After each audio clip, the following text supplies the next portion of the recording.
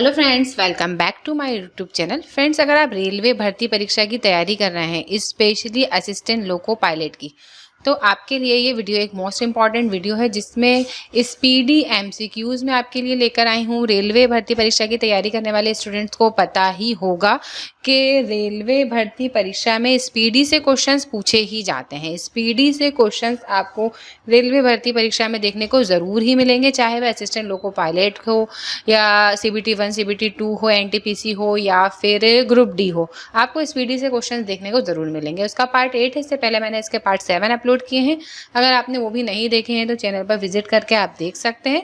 Start करने से पहले फटाफट से चैनल को सब्सक्राइब कर दीजिए और बेल आइकन को भी प्रेस कर लीजिए, जिससे जो भी न्यू वीडियो में डालूंगी उसका नोटिफिकेशन आपको मिल जाएगा। स्टार्ट करते हैं। यहाँ पे मिक्स्ड क्वेश्चंस का पार्ट में करा रही हूँ। इससे पहले टॉपिक वाइज क्वेश्चंस भी मैंने कराए हैं, वो भी आप चाहें तो चैनल पे विजिट करके देख सकते हैं। अब अपन मिक्स क्वेश्चन के पार्ट तक पहुंच चुके हैं।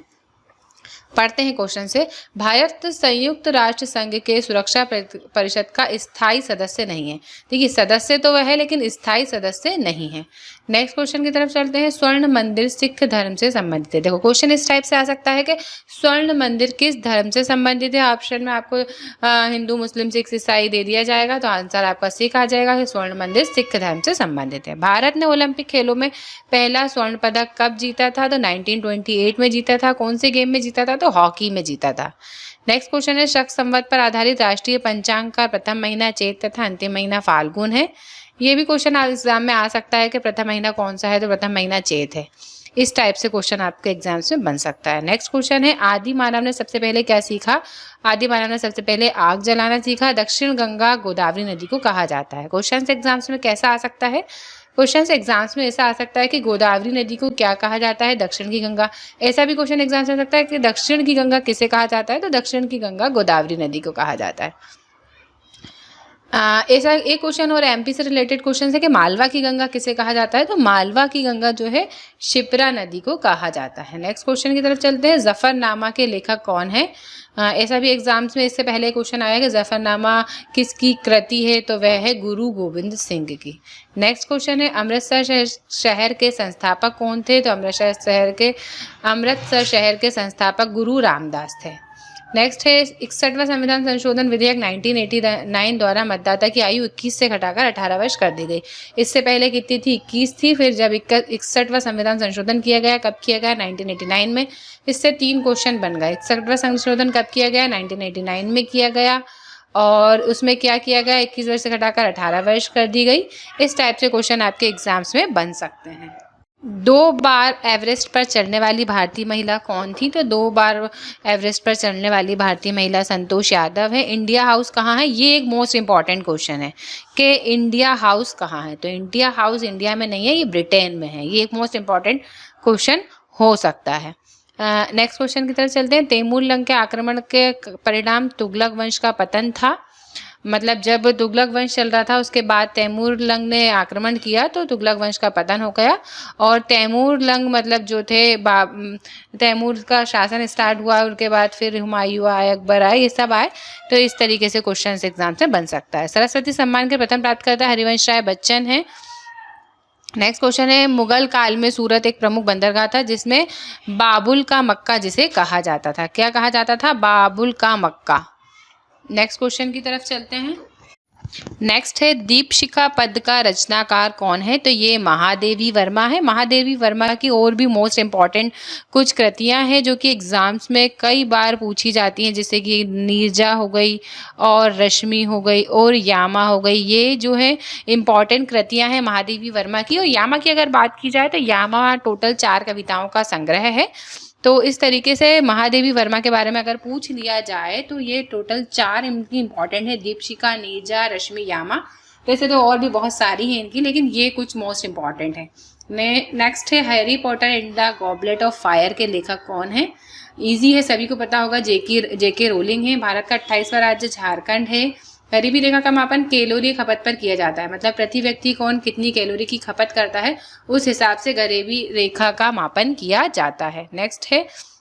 मूल्य परिवर्तन पर वृद्धि या ह्रास करने की प्रवृत्ति मांग का लचीलापन होता है। नेक्स्ट चलते हैं, पूंजी वह संपत्ति जिसका प्रयोग संपत्ति अर्जित करने के लिए किया जाता है। देखिए पूंजी कौन सी संपत्ति है, संपत्ति अर्जित करने के लिए किया जाता है। जैसे कि अगर किसी बिजनेस का आपने स्टार्टिंग कोई बिजनेस की है, स्टार्ट किया है 1 लाख रुपए से, एग्जाम्पल बता रही हूँ, तो 1 लाख रुपए वो क्या कहलाएंगे, पूंजी कहलाएंगे। वो 1 लाख रुपए पूंजी कहलाएंगे जिससे आप जो है बिजनेस करने के लिए स्टार्ट करते हैं, जो पूंजी उस समय लगाते हैं, पैसा उस समय लगाते हैं, वो पूंजी कहलाता है। चंद्र ग्रहण लगता है, चंद्र ग्रहण कब लगता है, जब पृथ्वी सूर्य एवं चंद्रमा के बीच में आ जाती है। इस तरीके से आपको देखो याद रखना होगा, चंद्र ग्रहण और सूर्य ग्रहण में कई बार कंफ्यूजन हो जाता है। तो देखो आप, सूर्य और चंद्रमा के बीच जब पृथ्वी आती है तब क्या होता है, तब होता है चंद्र ग्रहण। अब अगर सूर्य ग्रहण की बात की जाए, तब चंद्रमा और सूर्य के बीच पृथ्वी आती है, तब क्या आती है, चंद्रमा और सूर्य के बीच आती है, तब क्या हो जाता है, सूर्य ग्रहण हो जाता है। इस तरीके से आपको याद करना होगा। एक लैंप की बत्ती में तेल ऊपर चढ़ने का कारण कोशिकत्व प्रक्रिया है। संविधान सभा की अध्यक्षता डॉक्टर राजेंद्र प्रसाद द्वारा की गई थी। स्थायी अध्यक्ष थे ये उस समय के राजेंद्र प्रसाद। फिर नेक्स्ट चलते हैं, भारतीय संविधान के अनुच्छेद 32 के अंतर्गत एक नागरिक अपने मौलिक अधिकारों का प्रवचन हेतु उच्च न्यायालय में जा सकता है, क्योंकि अगर किसी व्यक्ति के अधिकारों का हनन हो रहा है तो वे जो है उच्चतम न्यायालय सुप्रीम कोर्ट तक वह याचिका दायर कर सकता है। संपत्ति का अधिकार मौलिक अधिकार नहीं है। शुरू में जब कॉन्स्टिट्यूशन बना था, संविधान बना था, तब संपत्ति के अधिकार को मौलिक अधिकार के रूप में माना गया था, लेकिन कुछ ही समय में इसको चेंज कर दिया गया था, क्योंकि भारत एक बहुत बड़ी जनसंख्या वाला देश है, वहाँ हर व्यक्ति को संपत्ति दिलाना इम्पॉसिबल था, इसलिए संपत्ति के अधिकार को चेंज करके अब ये मौलिक अधिकार नहीं रह गया है। ठीक है, नेक्स्ट चलते हैं, झारखंड उत्तरी गोलार्ध में स्थित है। 12 मासा की रचना किसने की थी, मलिक मोहम्मद जायसी ने की थी। ये एक मोस्ट इंपॉर्टेंट है कि वही मलिक मोहम्मद जायसी है जिसने पद्मावत की रचना की थी, और इनकी ये पद्मावत रचना काफ़ी फेमस थी और इसी के कारण ये फेमस हुए, और इसी के कारण ये क्वेश्चन एग्जाम्स में कई बार पूछा जाता है कि पद्मावत किसकी रचना है, तो वो भी मलिक मोहम्मद जायसी की है। 7वीं पंचवर्षीय योजना में, 7वीं पंचवर्षीय योजना देखो कब से कब तक की गई थी, 1985 से लेकर 1990 तक की गई थी, और गरीबी रेखा को इसमें जो है परिभाषित किया गया था कि कौन सी रेखा से नीचे वाले लोगों को, जीवन यापन करने वालों को जो है गरीबी रेखा के नीचे माना जाएगा। ये जो है 7वीं पंचवर्षीय योजना में स्थापित किया गया था। फ्रेंड्स, इस वीडियो के इंपॉर्टेंट क्वेश्चंस कंप्लीट हो चुके हैं। अगर आपको मेरा वीडियो पसंद आया तो वीडियो को लाइक करें, चैनल पर नए हैं तो चैनल को सब्सक्राइब करें। नेक्स्ट वीडियो जल्द से जल्द लेकर आऊंगी मैं, तब तक के लिए मेरी तरफ से आप सभी को best of luck and good bye.